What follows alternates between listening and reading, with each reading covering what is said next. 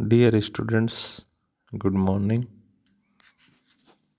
आज का हमारा टॉपिक है धर्म की अवधारणा, कंसेप्ट ऑफ रिलीजन। तो शुरू करते हैं। हमारे जीवन में क्या होता है कि अनेक ऐसी घटनाएं घटती है जिन पर हमारा कोई नियंत्रण नहीं होता।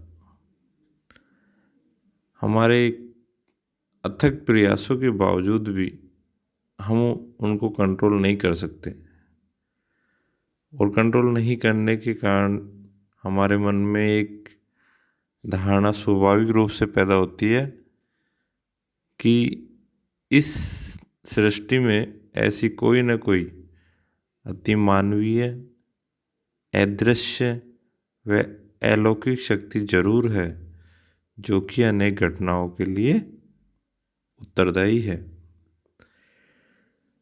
तब व्यक्ति के मन में उसे जानने की और उसको कंट्रोल में करने की बड़ी इच्छा होती है। पुराने समय से ही मानव इन अलौकिक शक्तियों को वश में करने का प्रयास करता रहा है। जब वह इसमें समर्थ नहीं हो पाता तो इसके लिए वह सिर झुकाकर प्रार्थना करके वह अपनी असमर्थता स्वीकार करके उस अदृश्य शक्ति के सामने अपने को नियंत्रित करता है, यानी कि उस अदृश्य शक्ति के कंट्रोल में आ जाता है। और इस समर्पण के परिणाम स्वरूप की गई क्रियाओं का नाम ही धर्म है, यानी कि उस अलौकिक शक्ति के प्रति वो पूरा समर्पण कर देता है, नतमस्तक हो जाता है। तो अब आता है धर्म का अर्थ एवं परिभाषा। धर्म शब्द की उत्पत्ति संस्कृत भाषा के धीरी शब्द से मानी गई है, जिसका अर्थ होता है धारण करना, अर्थात सभी जीवों के प्रति मन में दया धारण करना ही धर्म है। सात्विक गुणों को धारण करना भी धर्म है। इसके बाद इसकी परिभाषा में आता है, सबसे पहले एडवर्ड टायलर ने जो दी है, उनके अनुसार धर्म जो है वो आध्यात्मिक शक्ति में विश्वास है। दूसरी परिभाषा यहाँ पे ली जा रही है, वो है मेलिनोव्स्की की। मेलिनोव्स्की के अनुसार धर्म क्रिया का एक तरीका है और साथ ही विश्वासों की एक व्यवस्था भी, और धर्म एक समाजशास्त्रीय घटना के साथ साथ एक व्यक्तिगत अनुभव भी है। तो ये जो परिभाषाएं हैं, इनसे निष्कर्ष निकलता है कि धर्म किसी न किसी प्रकार की अति मानवीय एवं अलौकिक शक्ति में विश्वास का ही दूसरा नाम है, जिसका आधार विश्वास और श्रद्धा को माना जा सकता है, और जिसकी अभिव्यक्ति किससे होती है? पूजा एवं आराधना से होती है। तो ये धर्म की अर्थ और परिभाषा हुआ। अब इसमें अगला आता है धर्म की विशेषताएं। धर्म से संबंधित अनेक परिभाषाओं को जानने के बाद इसकी जो विशेषता है उनको स्पष्ट करते हैं।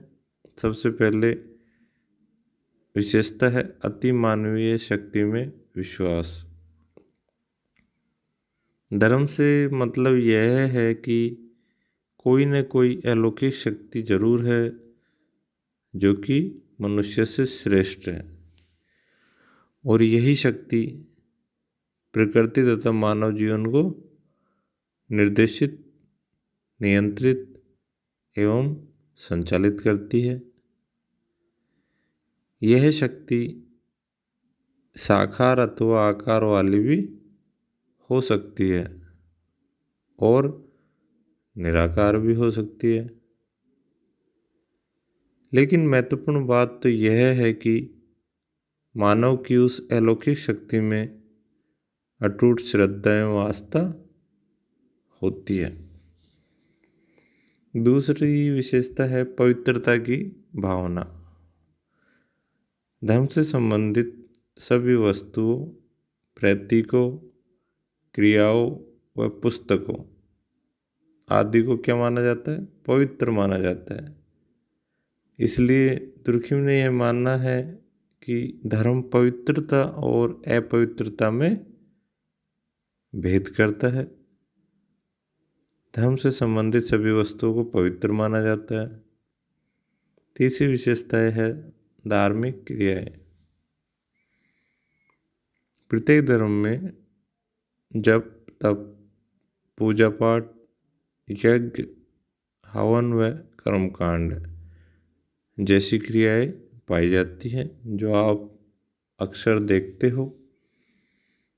कुछ धार्मिक क्रियाओं को सभी व्यक्ति कर सकते हैं, लेकिन कुछ को विशेष धार्मिक अनुष्ठानों के लिए धार्मिक विशेषज्ञों जैसे कि पंडित, पुजारी, मुल्ला, पादरी आदि की आवश्यकता होती है।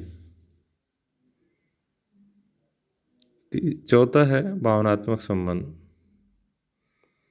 धर्म हमारी भावनाओं से संबंधित होता है। व्यक्ति उस अलौकिक शक्ति से डरता है और उसे खुश करके अपना हित कराने के लिए श्रद्धा व भक्ति के साथ उसकी आराधना व अर्चना करता है और उसे विश्वास हो जाता है कि उसका हित अवश्य ही होगा। पांचवा है तर्क का भाव। धर्म में तर्क के लिए कोई स्थान नहीं होता है। यह तो विश्वास व भावनाओं पर आधारित होता है। लास्ट इसकी विशेषता है वो है पूजा व प्रार्थना।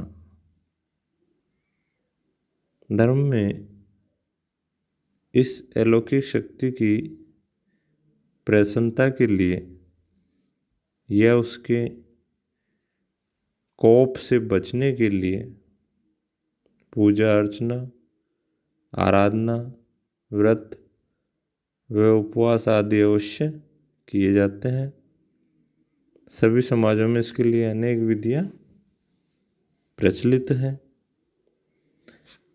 ये हुई धर्म की 6 विशेषताएं।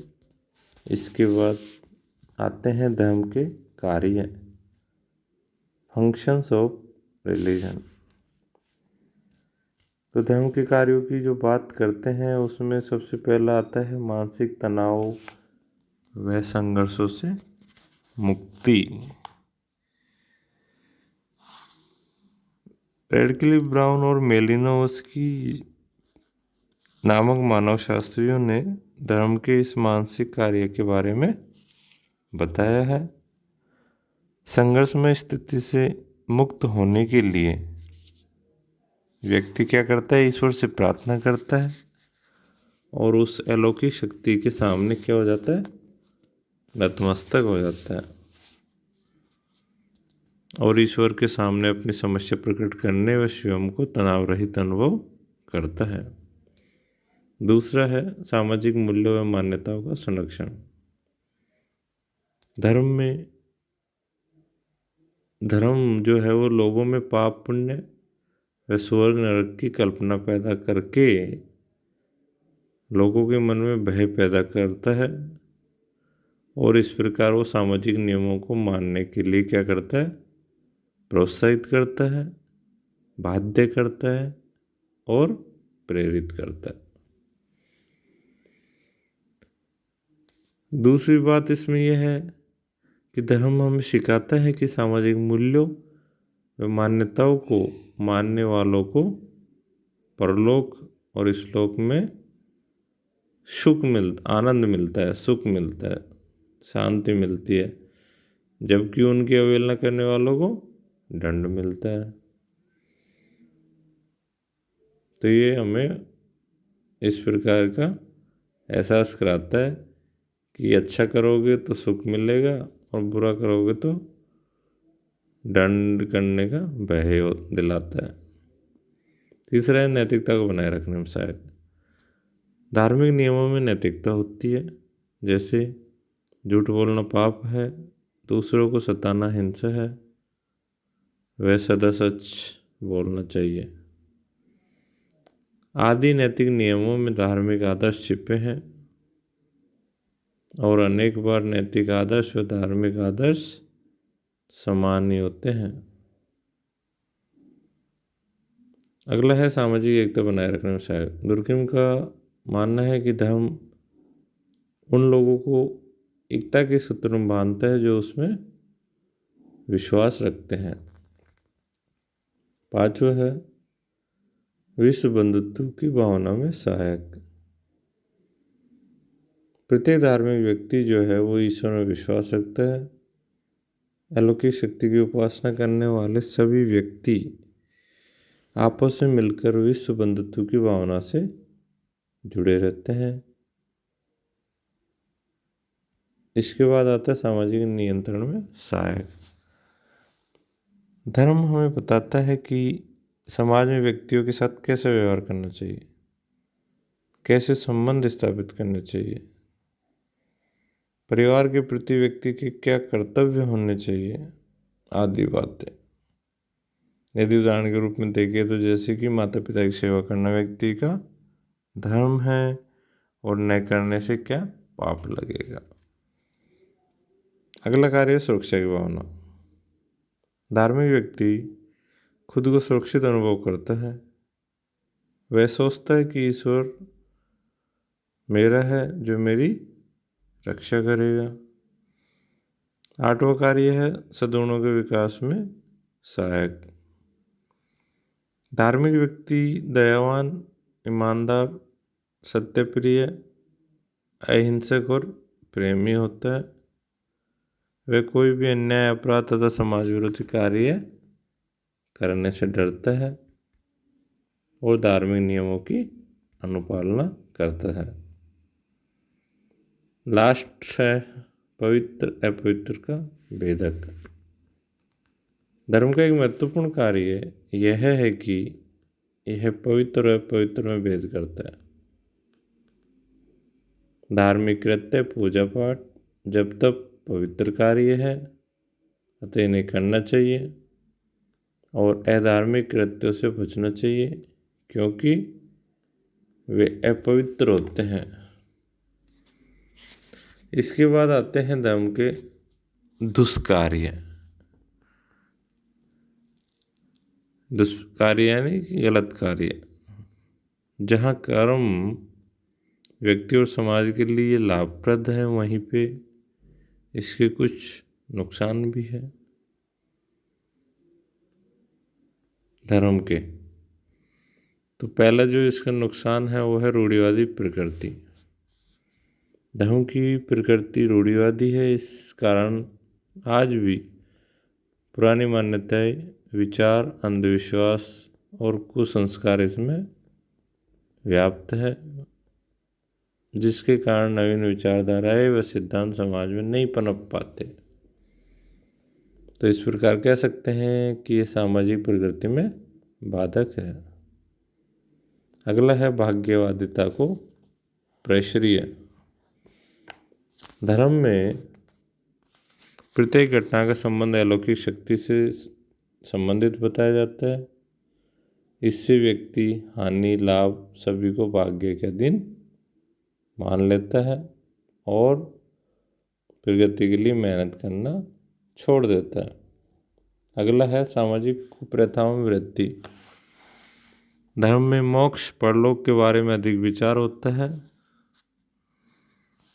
तो इससे बाह्य आडंबरों और कर्मकांडों में वृद्धि होती है।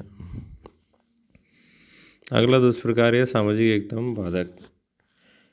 एक धर्म के अनुयायी स्वयं को दूसरे धर्म के अनुयायियों से श्रेष्ठ मानते हैं, जिसके परिणाम स्वरूप समय समय पर सांप्रदायिक दंगे होते रहते हैं, जिससे सामाजिक एकता विखंडित होती है। लोगों में तनाव, संघर्ष बढ़ते हैं, भेदभाव बढ़ता है, धर्म के नाम पर छुआछूत व ऊंच नीच को बढ़ावा मिलता है। और आखिरी जो इसका दुष्कार्य है वो है विज्ञान विरोधी। देश की अधिकांश जनता निरक्षर है।